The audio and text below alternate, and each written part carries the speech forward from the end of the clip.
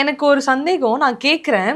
But நீங்க வந்து உங்களுக்கு ஓகேனா அதுக்கு நீங்க பதில் சொல்லுங்க. இல்லனா வேண்டாம். நீங்க என்ன கேட்டாலும் நான் ஆன்சர் பண்ணுவேன். ஏன்னா நான் எதையும் மறைச்சு பேசுறவன் கிடையாது. திக்கி பேசுற இந்த பிரச்சனை இருக்கும்போது சில பேருக்கு அது வந்து ஒரு மிகப்பெரிய இன்ஃபீரியாரிட்டி காம்ப்ளெக்ஸாவே இருக்கும். ஆனா அதை ஓவர் கம் பண்ணலாம். ரேப்பரா வந்து ஓவர் கம் பண்றதெல்லாம் எனக்கு மிகப்பெரிய ஒரு வெற்றியா நான் பாக்குறேன். அது எப்படி பாசிபிள் ஆச்சு ஃபர்ஸ்ட் ஆஃப் ஆல்?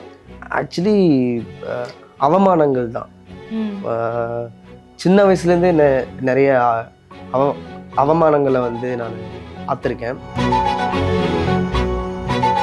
நம்ம கிட்ட வந்து ஒரு விஷயம் வந்து மைனஸா இருக்கலாம். அதை யாரு ஒருத்தவன் ஓவர் கம் பண்ணி பிளஸ் ஆகுறானோ அவன் தான் வந்து டாப்ல வருவான். அது எல்லாருக்குமே வந்து பொருந்தும். எனக்கு தெரிஞ்சு எனக்குள்ளேயே அந்த ஒரு டேலண்ட் இருக்கு அப்படின்ட்டு நான் எப்போ ரியலைஸ் பண்ணேன்னா, என்னோட பாட்டன் பூட்டன் இப்படிலாம் இருப்பாங்கல்ல, என்னோட தாத்தா இவங்கெல்லாம் வந்து ஃப்ரீ டைம்ல வந்து இந்த கூத்து தெரியும்ல உங்களுக்கு, கண்டிப்பா தெரியும். ஸோ அதை ஆட போவாங்க. நான் எப்பயுமே வந்து ஒன்று வந்து ஃபீல் பண்ணுவேன், நான் எங்கே போனாலுமே நான் தான் கிங் அப்படின்ற மாதிரி ஃபீல் பண்ணிப்பேன். Every single opportunity is your last opportunity சொல்லுவாங்க. நான் எப்பயுமே அதை நான் வந்து ஃபாலோ பண்ணுவேன். ஸோ அந்த மாதிரி அங்கே போயிட்டு பர்ஃபார்ம் பண்ண பயங்கரமாக கிளாப் பண்ணுறாங்க, இது பண்ணுறாங்க, ஏன்றாங்க. ஆள்லையே இதுதான் வந்து ரேப்போ, ஓகே நமக்குள்ள இந்த டேலண்ட் இருக்கு, இதை நம்ம அடுத்த கட்டத்துக்கு எப்படி கொண்டு போகணும் அப்படின்ட்டு நான் வந்து பார்த்தேன்.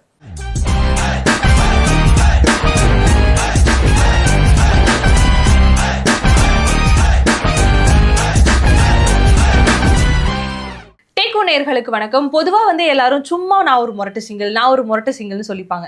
ஆனா இன்னைக்கு நான் ஒரு கெஸ்ட்டை கூப்பிட்டு வந்திருக்கேன். நிஜமாவே இவர் பார்க்க போனா முரட்டு சிங்கிள்ல ஒரு டைட்டிலே வின் பண்ணவர் தான். Yes, today we have Vijay with us. அவர்கிட்ட தொடர்ந்து நிறைய விஷயங்கள் பேசலாம். அதுக்கு முன்னாடி அவங்களை வந்து நம்மளுடைய இன்டர்வியூ செஷனுக்காக வெல்கம் பண்ணிடலாம்.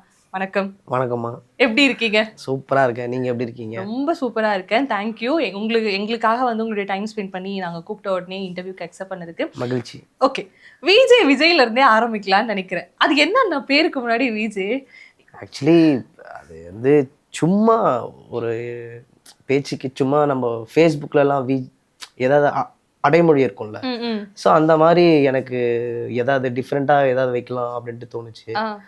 ஸோ அப்போது சும்மா வச்சது தான் Vijay.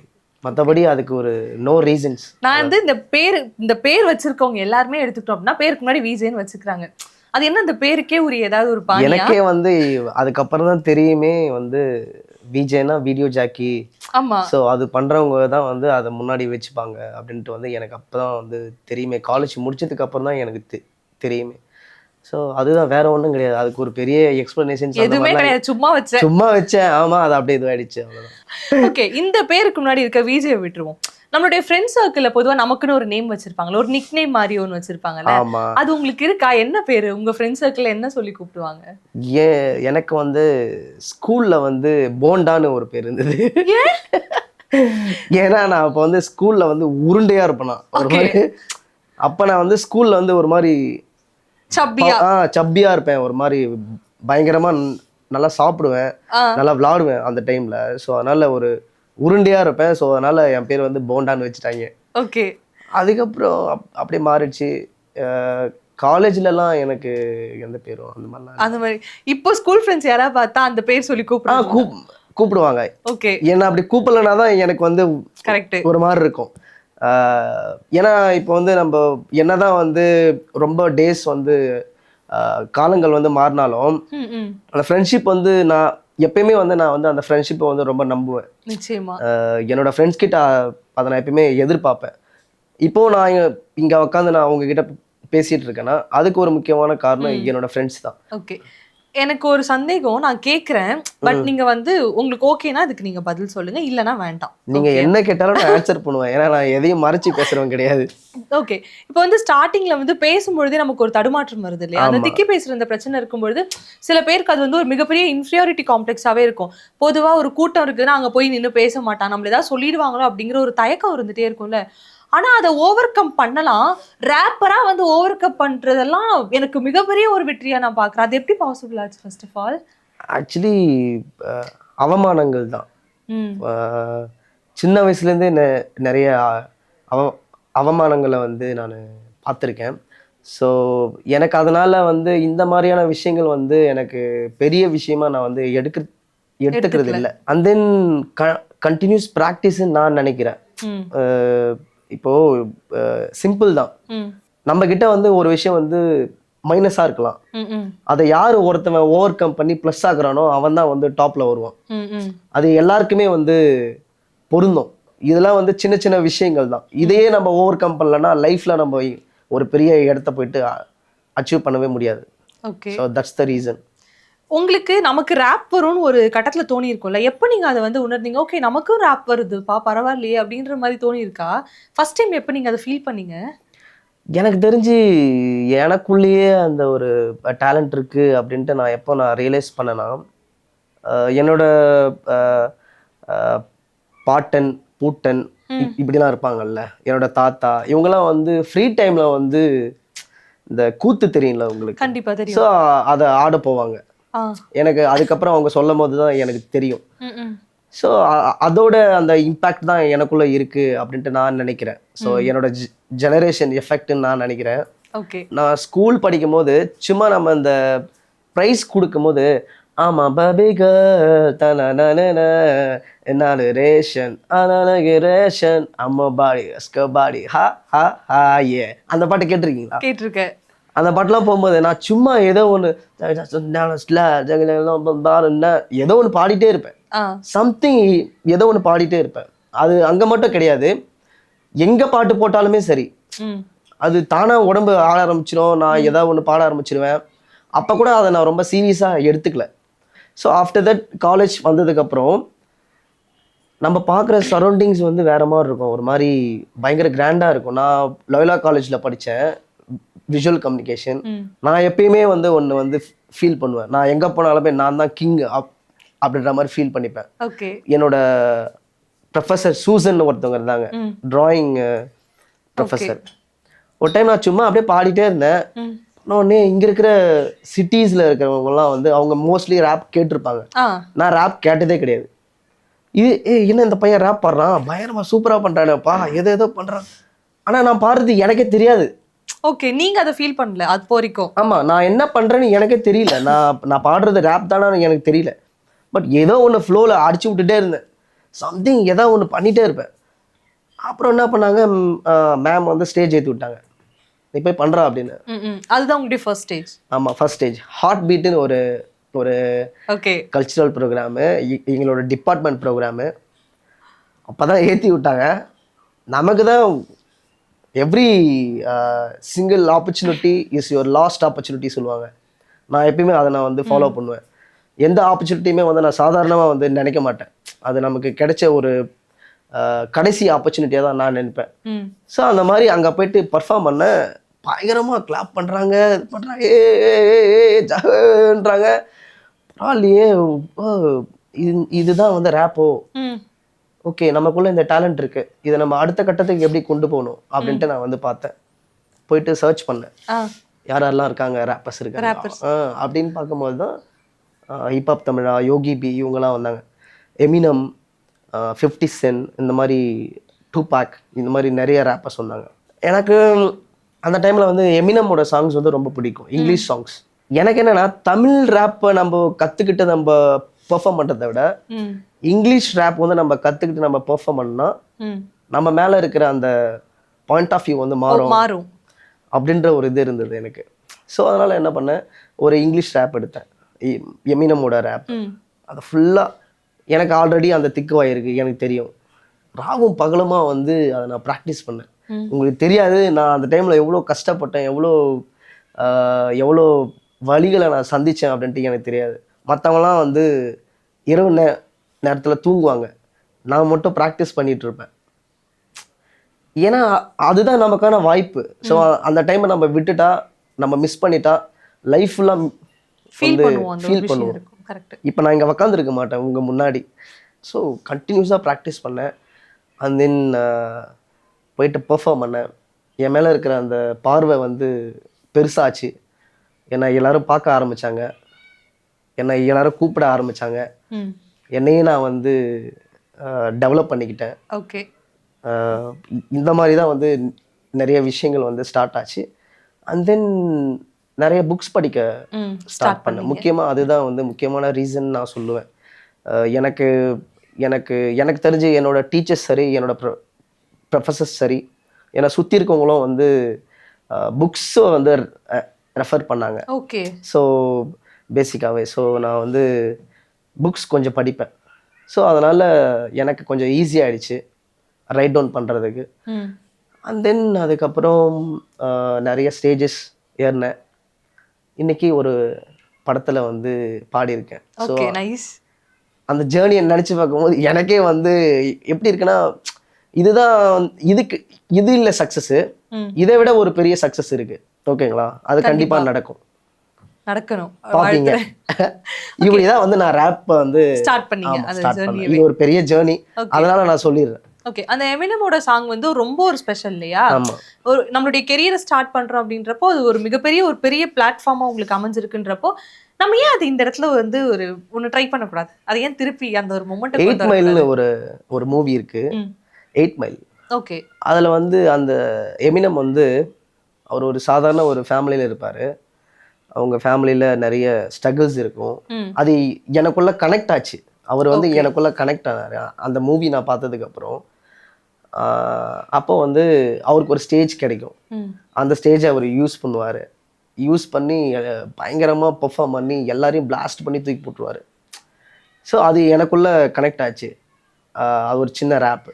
Some again, I'm a chain and chewed off freight. Check the mother like you knew cop for chewed off case. I was playing in the beginning, mood off chase. I put chewed up the straight up the mood off stage. Bought a gap around nap cipher. Thus believe it's somebody squaring a car fiber. இப்படின்னு வரும். இதெல்லாம் நான் எப்படி இதெல்லாம் நான் எப்படி நான் practice பண்ணேன்னா, அப்படியே தமிழ்ல எழுதிடுவேன். ஓ, இந்த லிரிக்ஸ் எல்லாமே நீங்க தமிழ்ல எழுதி ஸ்டார்ட் பண்ணீங்க? அப்படி எழுதி மக்கப் பண்ண? ஆமா, அவர் வந்து இங்கிலீஷ்ல பாடியிருப்பார்ல, அதை நான் அப்படியே வந்து தமிழ்ல ரைட் டவுன் பண்ணுவேன். இப்போ லைஃப் அப்படின்னு இருக்கும். நான் லா யூ ரா இன் ஒன்று ஒன்றா எழுதுவேன். ஒரு வேர்டா போட்டு ஒன்று எழுதுவேன். நம்ம நார்மலா ஒரு சாங்னா பரவாயில்ல, டக்குன்னு எழுதிடலாம். ரேப்ல எவ்வளோ வேர்ட்ஸ் வரும். அப்போ நான் எழுதுறதுக்கு எவ்வளோ நேரம் செலவு பண்ணியிருப்பேன், எத்தனை நாள் செலவு பண்ணியிருப்பேன்.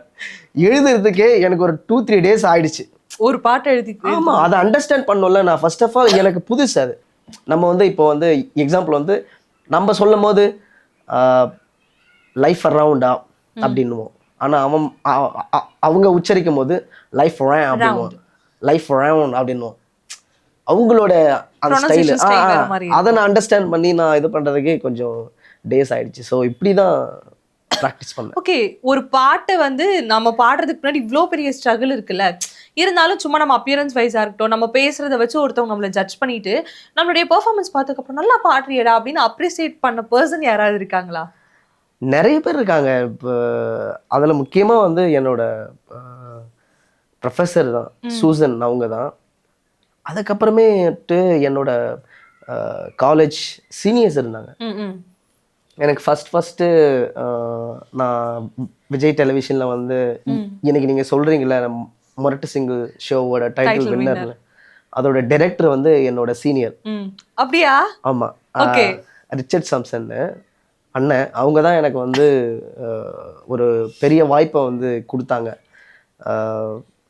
அவரும் வந்து என்னை நிறைய இடத்துல வந்து பாராட்டியிருக்காரு. என்னை அடுத்த கட்டத்துக்கு கொண்டு போகிறதுக்கான எல்லா வழிகளும் அவர் பண்ணியிருக்காரு. அவருக்கு இந்த டைமில் நான் ஒரு பெரிய தேங்க்ஸ் பண்ணிக்கிறேன். இன்னொரு விஷயம், நான் அவர்லாம் வந்து சேர்ந்து ஒரே ஸ்டேஜில் பெர்ஃபார்ம் பண்ணியிருக்கோம். அப்படியா? ஆமாம், லெவலா காலேஜ். ஆமாம், காலேஜ் ஸ்டேஜில். என்கிட்ட இன்னும் அந்த ஃபோட்டோ இருக்குது. நான், ரிச்சர்ட் அண்ணன், அப்புறம் காளிதாஸ் ப்ரோ இருக்கார்ல, ஆக்டர் காளிதாஸ், அவர், நாங்கள் எல்லாரும் சேர்ந்து ஒரு ஸ்கிட்டு ஒன்று பண்ணோம், ஸ்கிட்டு. ஸோ அதில் வந்து நாங்கள் எல்லாருமே பெர்ஃபார்ம் பண்ணோம். யூஎஸ்ஏலேருந்து வந்து இப்போ வந்து நாங்கள் வந்து பயங்கர க்ளோஸ். ஒரு அண்ணன் ஒருத்தவங்க இருக்காங்க. Okay. Fan? Not a fan, in my brother. Okay, அப்படின்னு வச்சுக்கலாம். இதுவும் வந்து ஒரு ஜேர்னி தான். எப்படின்னா, என்னோட ஃபுல் டைம் வந்து நான் ஏதாவது பண்ணணும், ஐ மீன் வேலைக்கெல்லாம் போகல அந்த டைமில் நான். ஸோ அப்போ எனக்கு ஃபினான்ஷியலாக நான் ரொம்ப வந்து பேக்வேர்டாக இருந்தேன். ஸோ அப்போது யார்கிட்ட நம்ம கேட்போமே, கேட்குறது தப்பு கிடையாது அப்படின்னு சொல்லிட்டு ஒரு 2 பேருக்கு வந்து நான் என்னோட ப்ரொஃபைலில் அனுப்பியிருந்தேன். ம். அனுப்பி விட்டோடனே பார்த்துட்டு நெக்ஸ்ட் டேவே எனக்கு ரிப்ளை பண்ணி ஓ சூப்பர்ப்பா உன்னோட காண்டாக்ட் நம்பர் கொடு அப்படின்னு கேட்டாங்க. அதுக்கப்புறம் நாங்கள் பேசினோம். அப்புறம் சம் அமௌண்ட் ஆஃப் மணி எனக்கு அனுப்பி விட்டார். ஸோ அதை வச்சு நான் ஒரு சாங் பண்ணேன். அந்த சாங் வந்து நேஷ்னல் லெவல் அவார்ட் வாங்கினேன் அந்த சாங்க்கு. அது என்னோட ஃபர்ஸ்ட் சாங். ஓகே, ஃபர்ஸ்ட் சாங்க்கே நேஷனல். அதுதான், அது என்னோட ஃபர்ஸ்ட் சாங். அது கூட national level award best lyricist. இது என்னோட ஃபர்ஸ்ட் ஷோவில் டைட்டில் வின்னர். ஸோ இந்த மாதிரி எல்லாமே வந்துச்சு. அவர் பேர் வந்து அறிவொளி. ஓகே, அறிவொளி. அவங்க வந்து யூஎஸ்ஏல இருக்காங்க. அவர் என்னோட இப்போ வந்து எனக்கு வந்து ஒரு பிரதர் மாதிரி, ஒரு பிரதர் பாண்டிங், பயங்கரமான ஒரு பாண்டிங். அந்த மாதிரி மீடியா மெசன்ஸில் வந்து ரோஃபா மேம் இருக்காங்க. ஸோ அவங்க என்னை வந்து நிறைய விதத்தில் வந்து சப்போர்ட் பண்ணியிருக்காங்க, என்கரேஜ் பண்ணியிருக்காங்க. ஸோ நிறைய ஆட்கள் இருக்காங்க இந்த மாதிரி எனக்கு இந்த டேலண்ட் இருக்குதுன்னு தெரிஞ்சு என்னை சப்போர்ட் பண்ணுறதுக்கும், என்னை என்கரேஜ் பண்ணுறதுக்கும், என்னை அப்படியே தூக்கிட்டு போகிறதுக்கும் என்னோட ஃப்ரெண்ட்ஸும் இருக்காங்க. என்னை சுற்றி நிறைய நல்ல ஆட்கள் இருக்காங்க. ஆமாம், நல்ல நபர்கள் இருக்காங்க. ஸோ அதுதான் வந்து பெஸ்ட் ரீசன். ஓகே, நீங்க பேசும்போது சொன்ன மாதிரி தான் இந்த மீடியா ஜேர்னி அப்படிங்கிறது நிறைய அப்ஸ் அண்ட் டவுன்ஸ் இருக்கும். டக்குன்னு ஒரு பீக்ல இருப்போம், திடீர்னு கீழே வந்துடும். இந்த மாதிரியான விஷயங்கள் இருக்குல்ல. விஜயோடைய ஆரம்ப காலகட்டங்கள் இருக்குல்ல, அது ரொம்ப ஸ்ட்ரகிள் நிறைந்ததா இருக்கும். அப்போ நீங்க உங்க லைஃப்ல ஒரு முக்கியமான விஷயங்கள், அந்த அந்த கஷ்டமான நேரத்துல தான் நம்ம நிறைய நல்ல நல்ல விஷயங்கள் தெரிஞ்சுப்போம். லைஃபோடைய ஹார்ட் ரியாலிட்டி எல்லாமே நமக்கு அந்த டைம்ல தான் ஹிட் ஆகும். அப்படி விஜய்க்கு ஹிட் ஆன ரியாலிட்டி ஏதாவது இருக்கா ஆரம்ப காலகட்டத்துல? இப்போ வரைக்குமே நான் அதை வந்து அது ஓடிட்டு தான் இருக்கு, அந்த பயணம் தொடர்ந்துட்டு தான் இருக்கேன். ஏன்னா எல்லாரும் மாதிரியும் நம்ம கிடையாது. ஃபர்ஸ்ட் ஆஃப் ஆல் வந்து எல்லாரோட ஜேர்னி மாதிரி நம்மளோட ஜேர்னி இல்லை, கிடையாது. நான் எப்பவுமே நினைச்சு பார்ப்பேன், ஏன் நமக்கு நம்மளோட தாத்தாவோ இல்லை நம்மளோட அப்பாவோ, எனக்கு அப்பா இல்லை சின்ன வயசுலேருந்தே, ஏதாவது ஒன்று சேர்த்து வச்சிருந்தாலோ இல்லை ஏதோ ஒன்று பண்ணியிருந்தாலோ நம்ம இன்னும் நல்லா வேகமாக முன்னாடி போய் இருந்திருக்கலாமோ அப்படின்ற ஒரு தாட் எனக்கு எப்பயுமே தோணும். அட் தி சேம் டைம் ஏன் அப்படி நினைக்கணும் அப்படின்ட்டு வந்து எனக்கு தோணும். ரெண்டுமே தோணும். இது நல்லா இருக்கே, இது சந்தோஷமா இருக்கே. ஏன்னா இது வந்து நான் கட்டுற வீடு, நான் அமைக்கிற சாம்ராஜ்யம். அப்படிதான் அடித்தளத்துல இருந்து நான் போடுறேன். ஆமா, அது எவ்வளவு கஷ்டமான விஷயம் அப்படின்ட்டு வந்து நமக்கு தெரியும். கல்யாணம் பண்றதோ வீடு கட்டுறதோ ரொம்ப கஷ்டமான விஷயம்னு சொல்லுவாங்க. அதே மாதிரிதான் ஒருத்தன் அடியிலேருந்து எம்பவர் ஆகி ஒரு கிங்கா வரத்துக்கு அவன் எவ்வளோ கஷ்டப்படணுன்ற விஷயங்கள் எனக்கு நல்லாவே தெரியும். எனக்கு கூரை வீட்டில் உக்காந்து சாப்பிடவும் தெரியும், லீலா பேலஸில் உக்காந்து சாப்பிடவும் தெரியும். ஏன்னா அந்த 2 லைஃப்பை தான் நான் பார்த்துருக்கேன். ஸோ அதனால எனக்கு வந்து நான் இப்போ எனக்கு ஏதாவது ஒரு வாய்ப்பு என்னை விட்டு போகுது